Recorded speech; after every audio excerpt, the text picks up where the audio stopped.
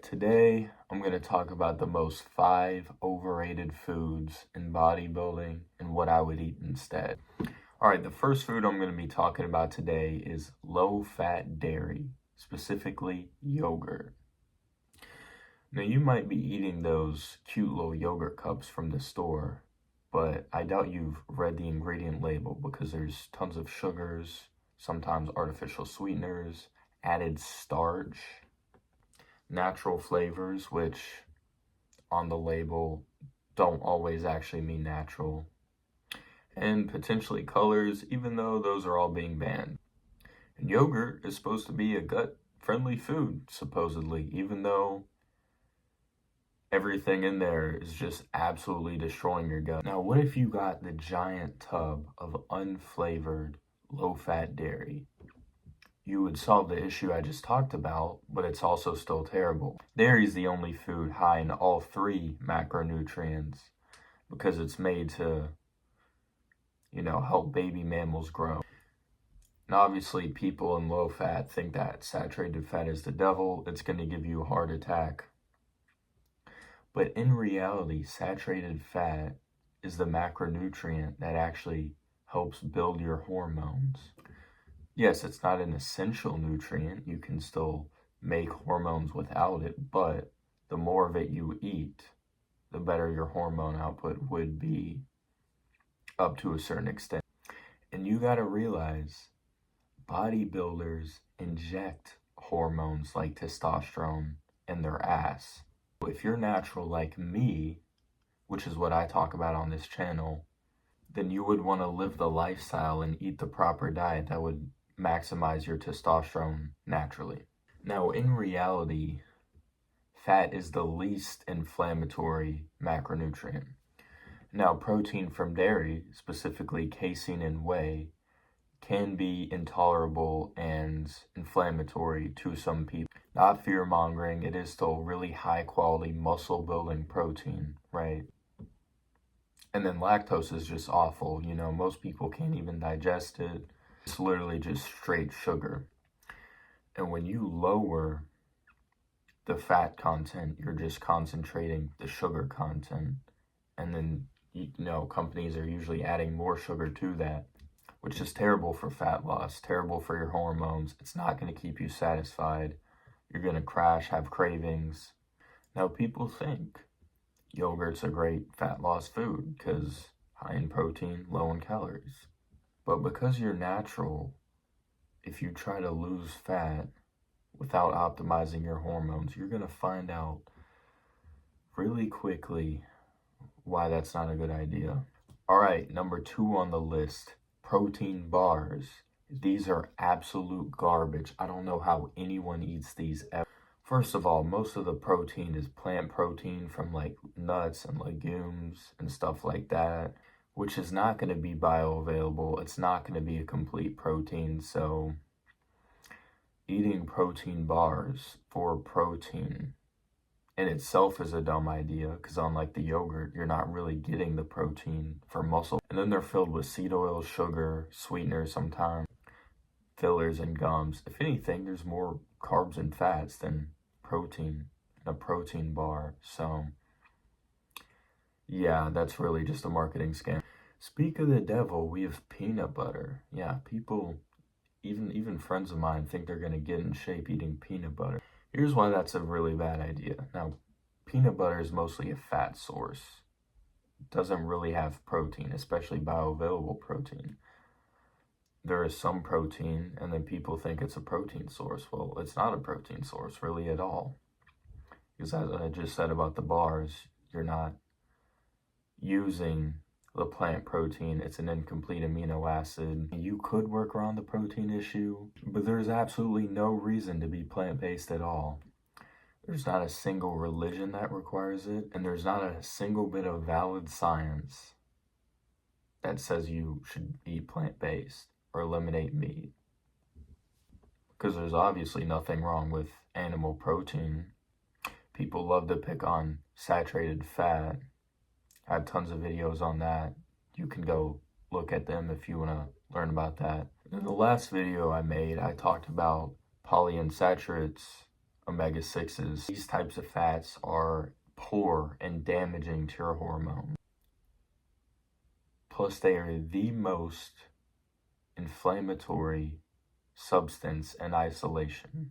Not the peanut butter, but the seed oils, which are often added to peanut butter along with sugar. This makes the food delicious for some. I mean, I don't really like peanut butter. I think it's a bit disgusting, but people like peanut butter. It's hyper palatable. It's delicious. They eat it by the spoon, and they get fat. Plus, it's high in carbs too. So if you're doing keto, you can't really eat peanut butter at all. Next food I'm gonna pick on is oats. Everyone seems to be eating these for breakfast. God knows why. Especially if they're the kind with sugar, or you load them with toppings like fruits, peanut butter like we just talked about, chocolate, honey, whatever. That's going to make the dish hyper palatable, leading to weight gain. Now, some people will say oatmeal on itself, just the oatmeal without all the stuff added, isn't very hyper palatable. It's pretty boring to eat. It's actually somewhat satiating, they say, but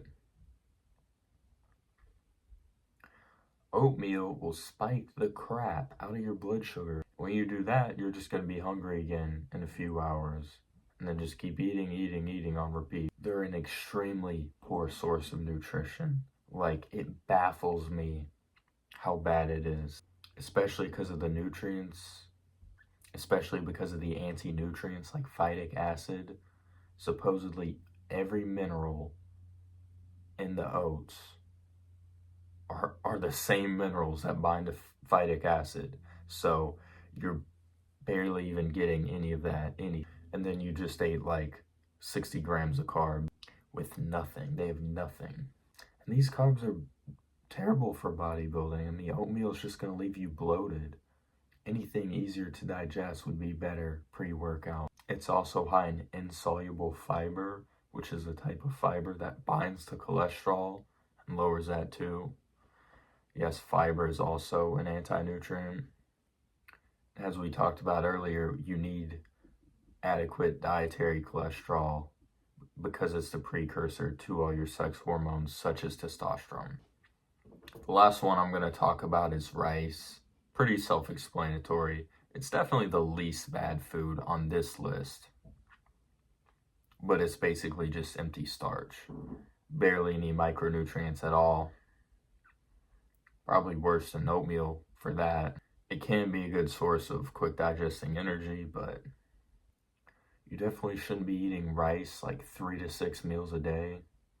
People think they can eat rice and they're eating, wok dishes, hibachi, whatever, with all the sauce, all the seed oils. And they think they're doing something good for themselves.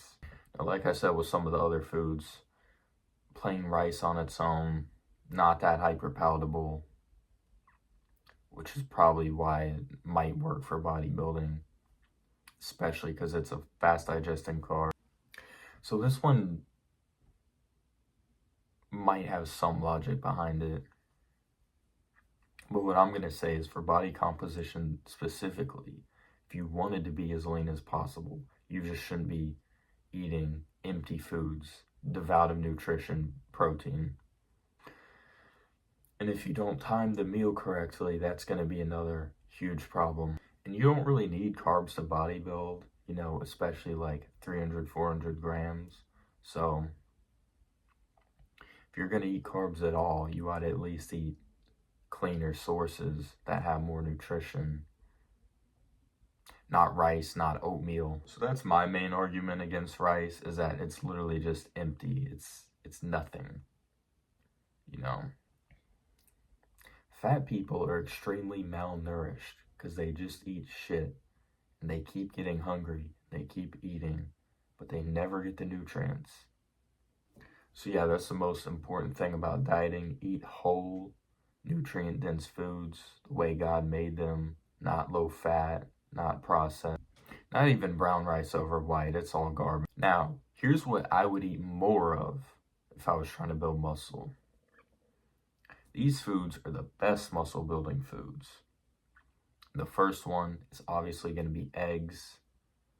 very satiating, a lot of fat and protein, probably the best food for your testosterone levels. But eggs are like, eating a whole animal, nose to tail, a baby. They have literally all the nutrients, every single one of them, vitamin and minerals, except for vitamin C. Now with eggs, if you're gonna have eggs, you ought to have a lot of them. Don't just eat 2, don't just eat 3 on a plate. If you're having them as a side dish or a garnish, yeah, one to 2 is fine. If you're eating a plate of eggs for breakfast, at least 4 to 6, bro. Some of the best bodybuilders used to eat up to 36 eggs a day. The next food I'm going to talk about, a bit more controversial, is raw dairy. Now, raw dairy is a lot more digestible and tolerable than pasteurized dairy. Some people think it's less safe, but if you don't think it's safe, just don't drink it. There you go. Pasteurized dairy is not very good on digestion and the gut. So if you're going to have dairy, I'd prefer you have it raw. I personally don't have dairy. You certainly don't have to have dairy. Dairy as a food for fat loss is pretty poor, but the reason why I'm including it is because it's the ultimate massing food. It is the food that's made to grow baby mammals, as I said earlier. So if you're a younger kid or teenager and you just need to mass, put on a lot of weight, and want some fat, but not crazy amount of fat, like you don't want a dirty bulk, I'd say, yeah, raw dairy is the way to go. I definitely would not consume it if you're older than, 20, you're not very active, and you are trying to lose fat. But as I said earlier, good source of protein if you do tolerate dairy, okay. Amazing source of fat, better source of fat than non-ruminant meat.